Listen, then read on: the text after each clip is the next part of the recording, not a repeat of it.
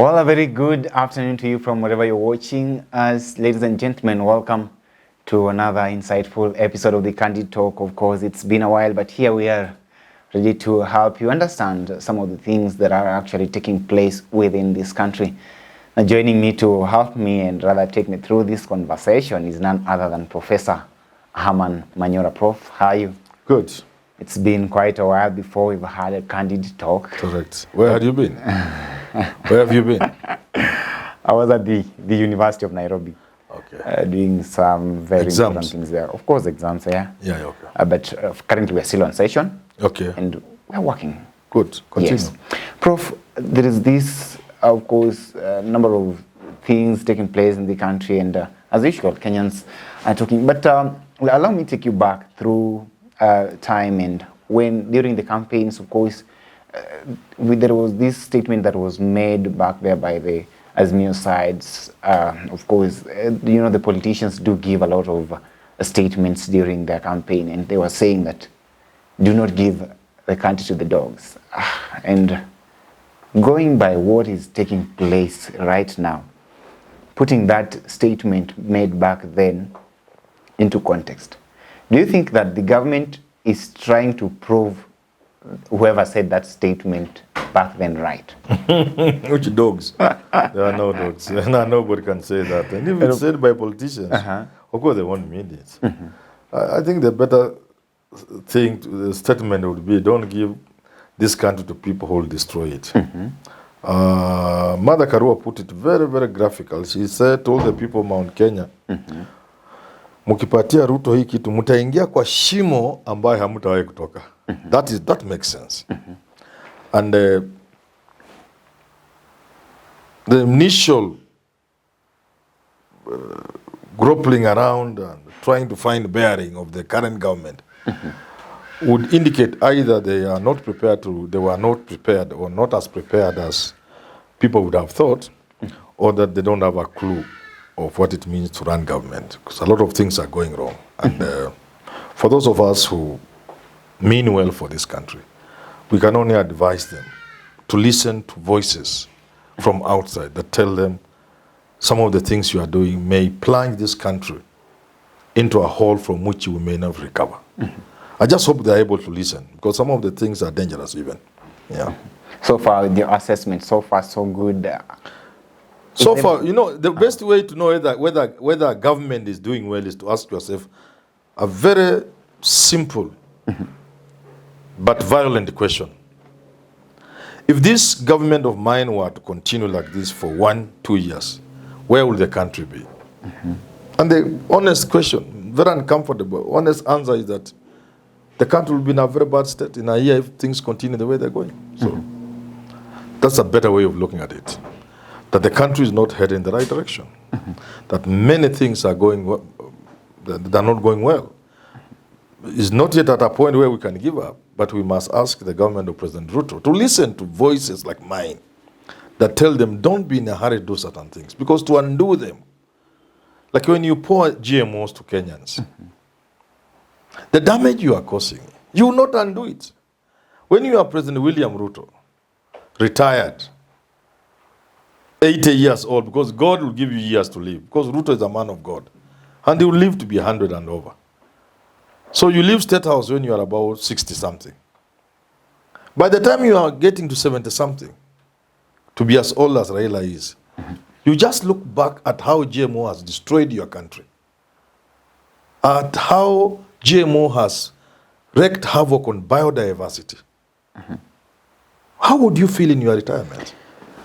Okay, Professor, my question here, of course, we've had a number of talks and conversations surrounding the GMO stuff and some of the policies that this government is actually trying to pass. Of course, a number of Kenyans always criticize some of these things that the government is doing. But now my question is this: how, looking at our parliamentarians, because definitely when things are going this way and things are that bad, then perhaps we rely on them to come in for us and perhaps stand with the people and say this is bad. Now, my question is this. We've seen a number of members of parliament who've been very vocal behind them, the likes of the Nyali Member of Parliament, Mohammed Ali. These are people who, on the face of it, seem not to condone any kind of nonsense that the government would perhaps perpetrate. Kimani Ichung'wah, the very vocal Member of Parliament for Kikuyu, of course, former Alice, okay, of course, Alice Wahome is no longer there right now. But then these are some of the MPs who used to be very vocal at that.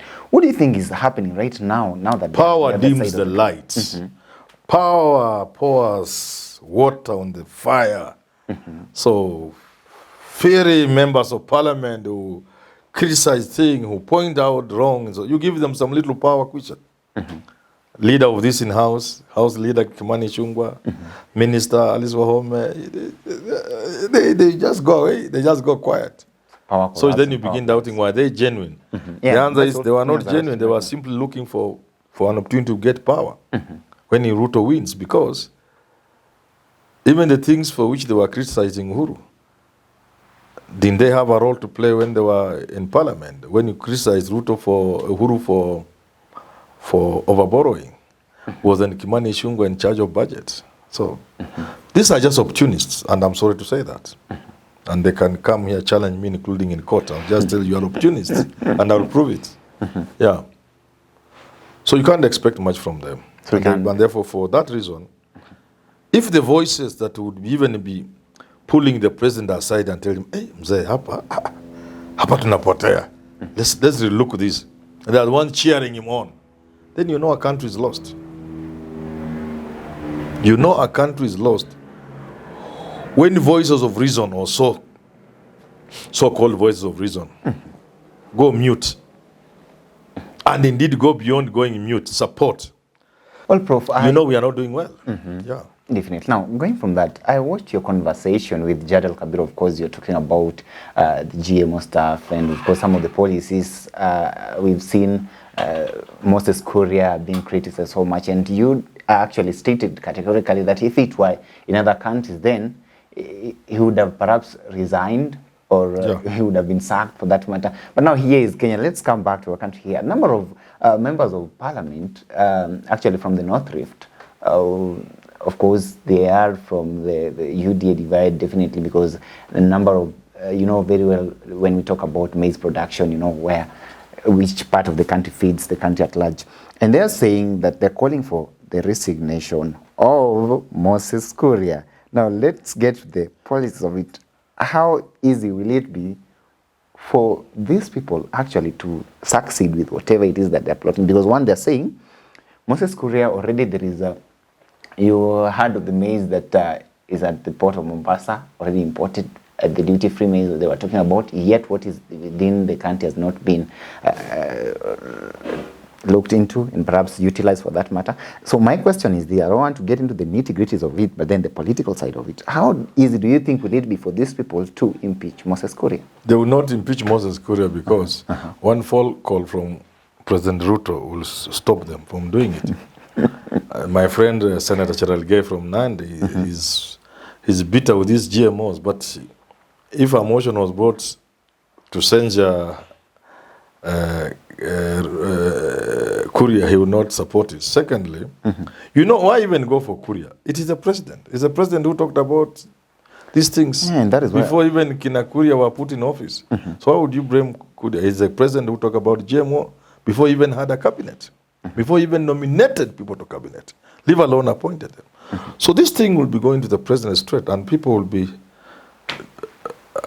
hesitant to do anything that can disappoint the president if you are from his side. But what is unfortunate is, in another 10 years from now, the people of the North Rift will be in pain, serious pain. Farming is going to die in the North Rift in the next 5-6 years. There will be no farming. Absolutely. If government can have the courage to import 10 million bags of maize, even before we call them GMO, at a time farmers have maize in the store, looking for where to sell.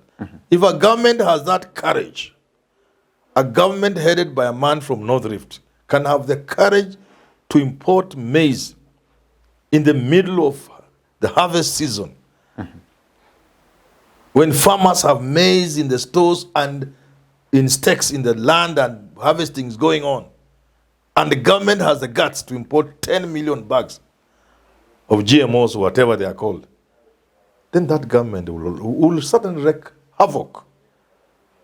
That government is going to wreak havoc because I understand, I could be wrong, that government has allowed the import of GMO seed, maize seed from South Africa. If that is true, this GMO maize seed is going to be planted on large scale by people who have these large tracts of land across the country. And do understand that the need for this country, the word of English is lost, the English word is lost. Kenya requires just 50 or 55 million bags of maize. Just that. So we do like 42, 45. And that's why we have a deficit of about 10. That's why I was wondering with William Ruto, I said, God, you are talking of Gulana Kular, 1 million acres. Of course, they're still down to 500,000. If you produce 1 million acres of land, maize, and they were saying they will be doing 60 bags per maize, it meant nobody else would plant maize in this country. And where would the people of North Rift go?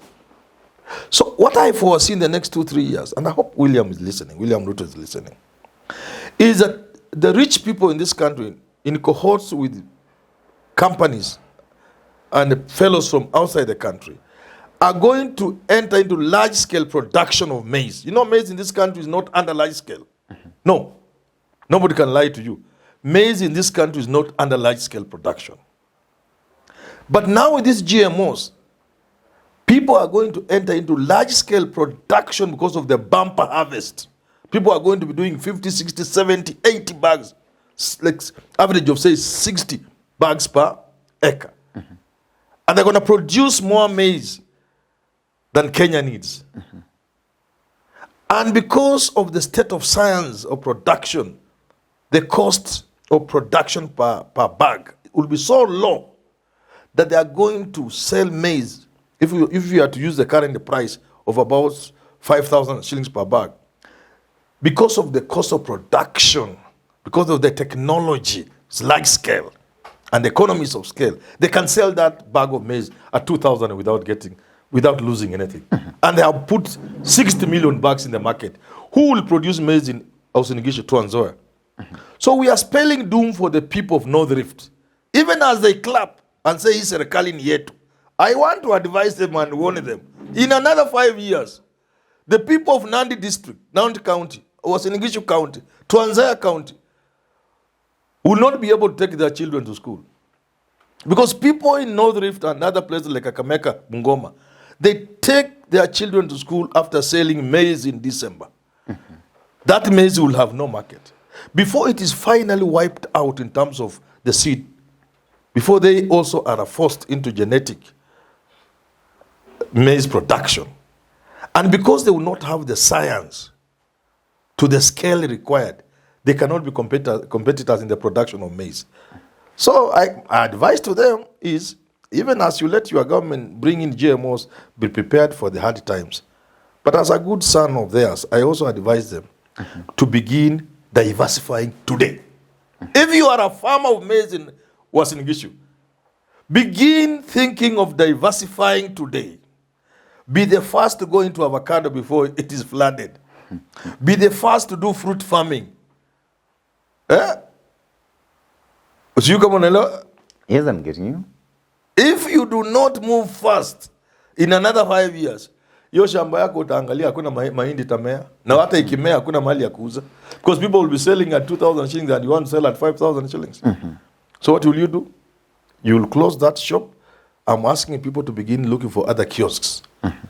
Hiyo shop ati ni ya mahindi kupanda, hiyo imeharibiwa na GMO tayari. Wasingoje kuona na macho. They should know now, unless my knowledge of GMO is limited, in which case I will ask for forgiveness. And I hope I'm wrong.